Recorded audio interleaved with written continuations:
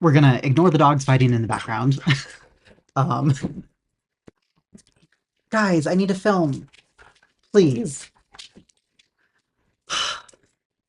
Anyways, there's a very good chance that you found me from my oddly specific interior design yums videos, and if you're new here, well then I guess that statement still stands, because today's video is part 5 in my oddly specific design yums. These are just things that I've really been loving recently, and I want to share them with you. If you're new here, my name is Medora. I use they, them pronouns, and I make videos about home design for girls, gays, and theys. And before we get into it, my next video is going to be multiple massive updates that impact my videos moving forward, my design business offerings, my Patreon structure, some life updates, and it's also my very first Q&A, because why not? So please comment your questions down below. And as anyone who has ever watched a Q&A knows, the juicier the better. You can ask about my future homes, my relationship status, future plans and goals for YouTube and my business. Literally anything goes. I mean, like, don't be a creep, but also please don't make this a boring Q&A. If your question like genuinely crosses the line, I just won't include it. But let's be real. The whole reason we watch Q&As is for the tea. So again, comment your nosy questions down below and let's get into part 5 of my oddly specific interior design yums. I've been very into wide nightstands, especially if they are chunky and they don't have legs. They feel much more grounding to me, like they make the bed feel like it's not just floating in the middle of a room. And obviously I know that this isn't going to be possible in every case. Sometimes you need a tiny little nightstand because you just don't have the space. But especially if you're going for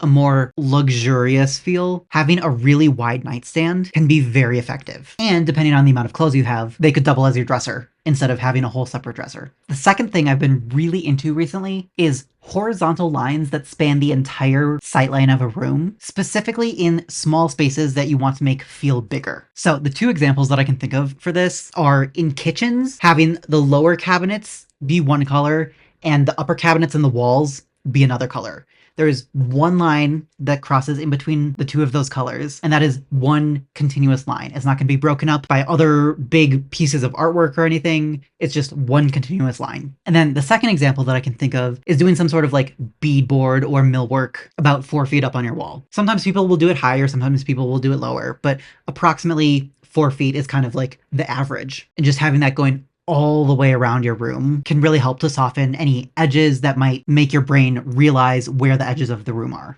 if that makes sense. It's the same kind of theory as color drenching, where you paint everything the exact same color, walls, ceiling, trim, molding, stuff like that, so that everything kind of blurs together in your peripheral vision, and your brain doesn't really comprehend where all of the hard edges of the room are. The next one is vintage Swedish pine, specifically when it comes to furniture and table lamps and sconces. There's just something about it that feels so homey to me and connected to ancestors and accessible and achievable in terms of the construction. And it fits very nicely into the modern folk vibe that I've been really loving recently. Another thing I've been really loving recently is intentional fridge decor. So not just like slapping up some random stuff that isn't cute or isn't meaningful, but like anything that's within a fun, cohesive color palette or collections of similar objects. Or in this case, I really love how she's arranged the pictures of her loved ones in what feels like a very intentional grid-like structure, which at least to me feels a little bit better than just having like a chaotic mess of random pictures everywhere. And this is a little bit more curated, a little bit more thoughtful, stuff like that. This one is a little bit more broad and it can kind of apply in many different situations, but I've been really into people who fully commit to the bit, whether it's with bringing like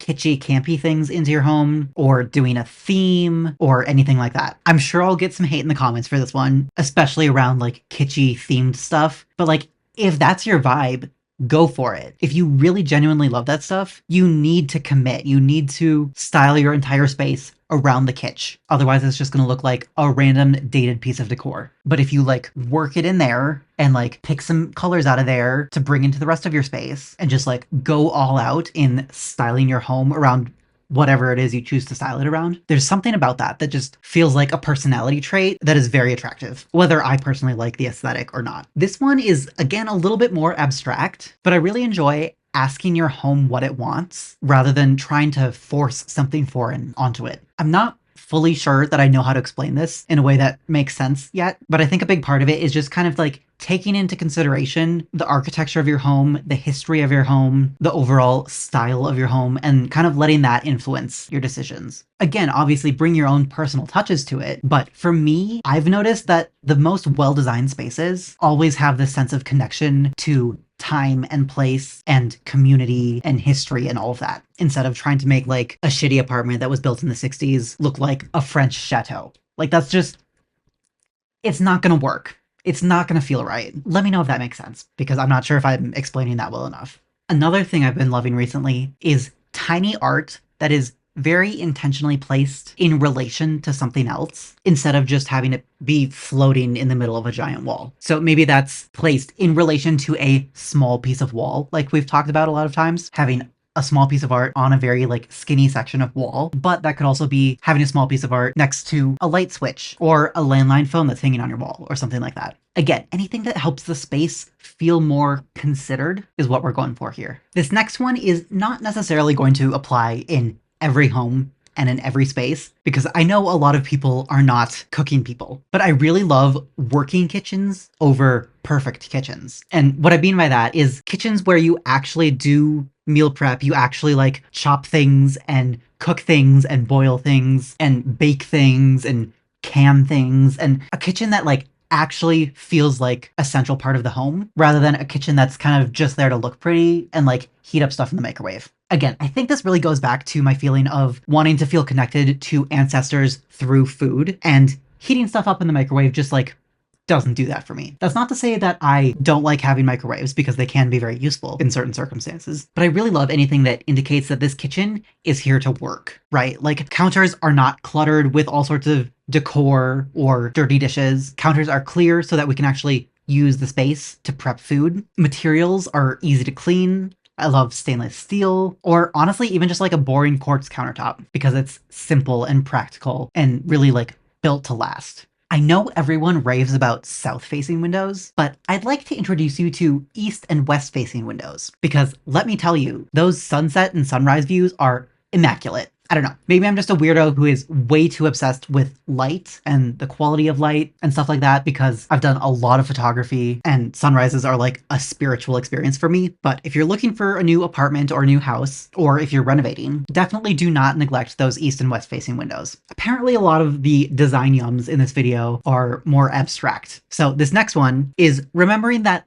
the pictures and videos you see on social media are only that. They are pictures and videos. They're usually styled for the purpose of selling something, whether that's a product or a lifestyle or an aesthetic or a social movement or something like that. But what's far more important than how your home looks in photos is how you actually experience your home in person. Is it functional? Does it smell nice? Is it overwhelming? Does it help facilitate how you want to live your life? These are all so much more important than how your home looks on the internet to a random stranger who will never step foot in your home. And I really want to help like shift our collective attitude about interior design away from how things look and more towards how things feel and function for the person who's living there. This next one is kind of a piggyback off of the last one, but as much as I love how fringe and tassels can look on rugs, they are so impractical. So if you're going to do fringe or tassels on a rug, make sure they are 1 inch long or shorter. Now, if you find a rug you love and you trust yourself to like cut them down yourself,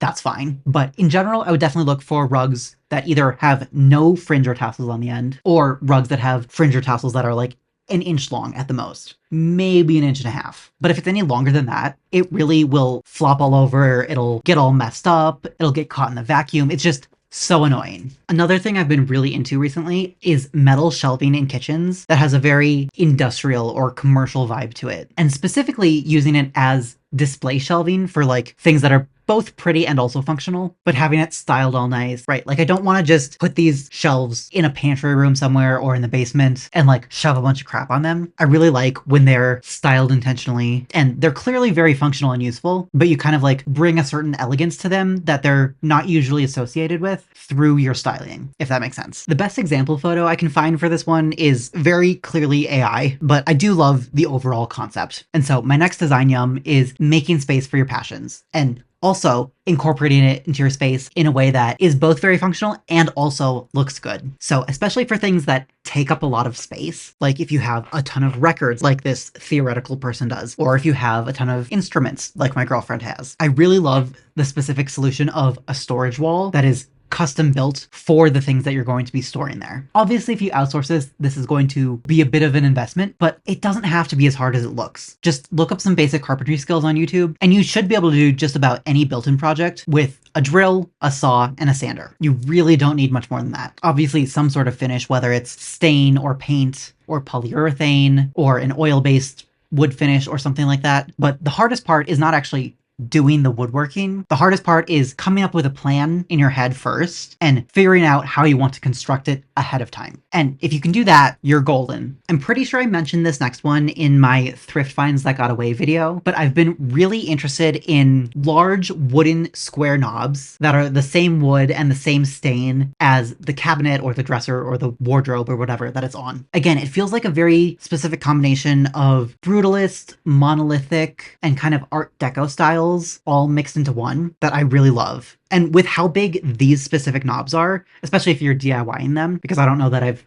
actually seen these available for sale anywhere. And with how big these are, you can easily put 2 holes in the back of it so that it won't twist and turn and get out of alignment. Whereas a normal knob with only 1 pivot point would twist and turn like that. But if you've got 2, you can't twist and turn. And then my last one for this video is that white cords on lamps or plug-in sconces or anything like that are definitely superior to black cords. Specifically if you have white walls where the white cord can just like blend into it, or using cord covers, or at the very least using like a table lamp or a vase with something in it to put in front of a cord cover so that you don't see it. But I do also really like weirdly colored braided cords. A lot of times you won't find lamps that come with these, but there are places where you can buy just the cord, and then with some like basic electrical work, you can swap out the cord and it looks super custom. So that's it for part 5 of my oddly specific interior design yums videos. I still have plenty more planned. So if you want to be notified about those, make sure to like, comment, subscribe, turn on the bell, do all of those things to tell the algorithm to show you more of my videos. If you want to support this channel or get live group calls, head over to patreon.com/medorakia. And if you want to work with me one-on-one, go to medorakia.com. Bye.